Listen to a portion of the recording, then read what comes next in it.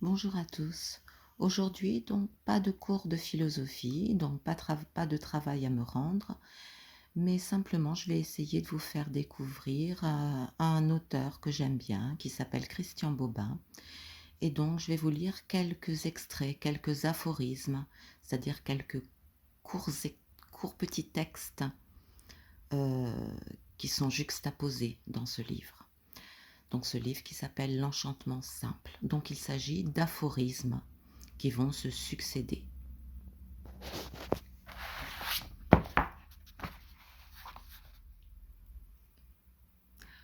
L'homme du sérieux est un des plus puérils qui soit.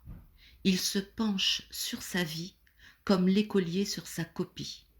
Il s'applique et se scandalise de l'indulgence du maître pour les mauvais élèves qui savent que la vie est parfois grave, souvent légère, mais jamais sérieuse.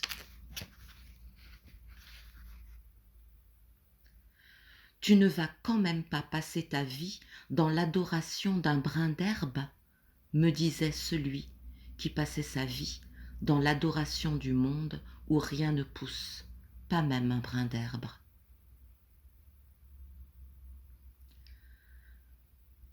Ceux qui savent nous aimer nous accompagnent jusqu'au seuil de notre solitude, puis restent là, sans faire un pas de plus. Ceux qui prétendent aller plus loin dans notre compagnie restent en fait bien plus en arrière.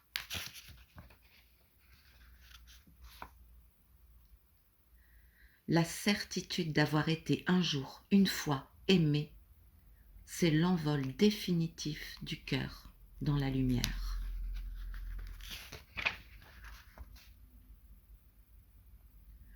Nous sommes devant la vie comme devant un messager qui frapperait chaque matin à notre porte. Nous l'invitons à entrer, nous le faisons asseoir et nous commençons à lui confier nos espérances, à lui faire part de nos plaintes, avant de lui proposer de partager notre repas, et de nouveau la litanie des plaintes, le bavardage des espérances. À présent, c'est le soir, nous le raccompagnons à la porte et nous le saluons, sans avoir pensé une seconde à lire cette lettre qui l'agitait tout ce temps devant nos yeux. Nous passons notre vie devant une porte sans voir qu'elle est grande ouverte et que ce qui est derrière est déjà là devant nos yeux.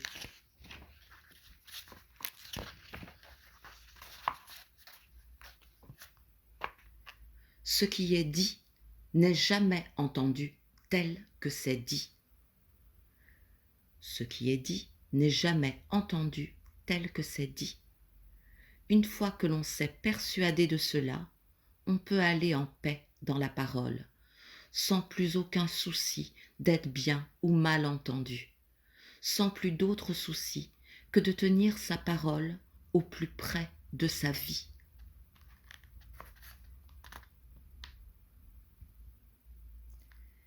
Il y a une épaisseur entre la vie et nous. Nous pouvons la nommer fatigue, crainte, pensée, ambition. Nous pouvons bien lui donner tous les noms. Ils seront tous justes, mais le seul qui convient pleinement, c'est nous-mêmes. Ce qui se tient entre notre vie et nous, comme un obstacle, c'est nous-mêmes, cet épaississement de nous-mêmes dans nous-mêmes que nous considérons comme une preuve de maturité, une certitude d'existence. Il nous manque d'aller dans notre vie comme si nous n'y étions plus, avec cette souplesse du chat entre les herbes hautes, ou avec ce fin sourire de l'amoureuse devant son cœur cambriolé. Il nous faut devenir adultes pour comprendre que les adultes n'existent pas et que nous avons été élevés par des enfants que l'armure de nos rires rendait faussement invulnérables.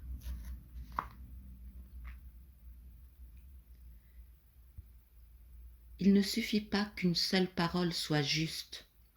Il faut encore que celui qui la prononce soit sans fausseté.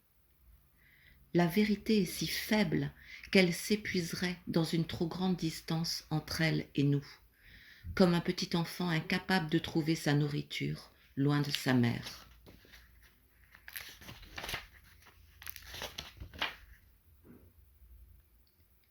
De même que le petit enfant, quand il commence à marcher, s'appuie au corps de sa mère, comme à ce qui lui semble d'une solidité à toute épreuve. De même devons-nous, pour traverser le monde, nous appuyer à cette solitude en nous, inébranlable.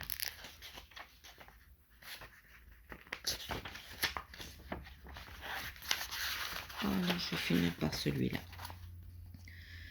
Si nous considérons notre vie dans son rapport au monde, il nous faut résister à tout ce qu'on prétend faire de nous, refuser tout ce qui se présente, rôle, identité, fonction, et surtout ne jamais rien céder quant à notre solitude et à notre silence.